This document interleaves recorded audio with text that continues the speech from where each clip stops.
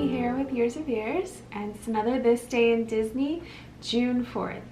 And to start off, we're going to 1958 to Disneyland, where they christened the sailing ship Columbia on this day. This was a big day and pretty exciting to get a big sailing ship when they already had, you know, of course, the ferry boat there. This was a full-scale replica of the Columbia Rediviva, which was the first American ship to circumvent the globe. It has been operating now for over 50 years, including at nighttime during Fantasmic. And we talked about that in a previous video.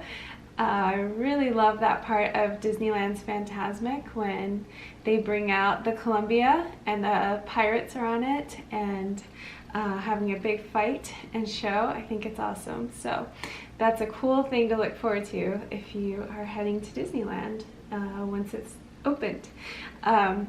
So it was christened by Gretchen Campbell Richmond, who was the wife of Alfred C. Richmond, a commandant of the U.S. Coast Guard from 1954 to 1962. So pretty official and pretty cool, I think.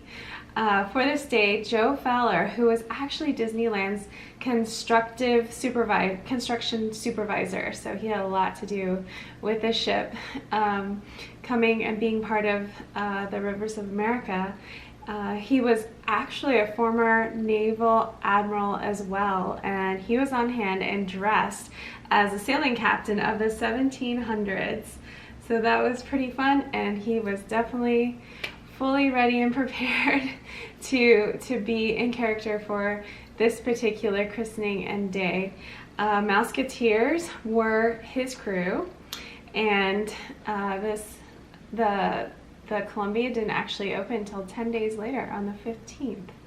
So you can take a ride on the Columbia when you visit Disneyland, or you can go check out a video right now, which is fun to do. It's online. It's pretty cool. I really enjoyed checking this out. I love the fact that there's artifacts on the Columbia, and knowing Disney and their artifacts in other places, I'm sure these are pretty authentic, and the theming just looks wonderful, and you can ride it around the Rivers of America and then enjoy it in Fantasmic later that night, or just check it out online. So next up for this day, oh, I forgot to mention, the soundtrack is really cool for the Columbia as well. There's a soundtrack of pirates going on the entire time you're on the cruising around the Rivers of America. I thought that was really awesome as well, and you definitely get that, you know, piratey sailing feel while you're on there. So really neat, really fun. I'd love to do it.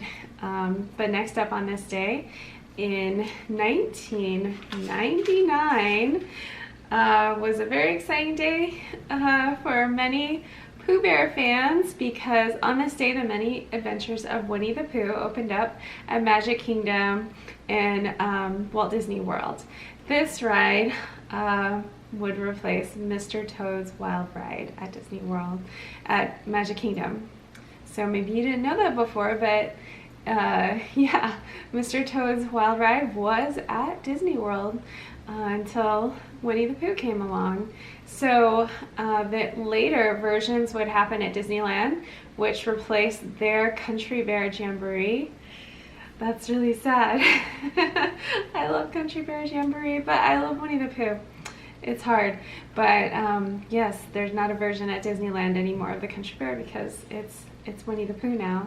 And then also in Hong Kong Disneyland, you can go check out a version of this ride, and it's a really cool trackless version. I've heard people talk about it's a must-do if you go to Hong Kong. So really cool version of the many adventures of Winnie the Pooh. So there were plans in the 1970s to bring a Winnie the Pooh ride to Disneyland, but it just never really panned out. So it actually happened and made an appearance at Magic Kingdom this was a rough day because it actually sparked some protests from fans, and there was a lot of controversy around losing Mr. Toad's Wild Ride. So that was sad. At Magic Kingdom, there's some tributes. When you go to Haunted Mansion and exit, there's, you know, the pet cemetery, and Mr. Toad, there's a little statue of him up there, so you can wave hi to him. And then on the actual Winnie the Pooh ride, there's portraits of him and other characters. So, you know, you can still get a little piece of Mr. Toad. And of course, you can ride the ride at Disneyland when you make it your way out there.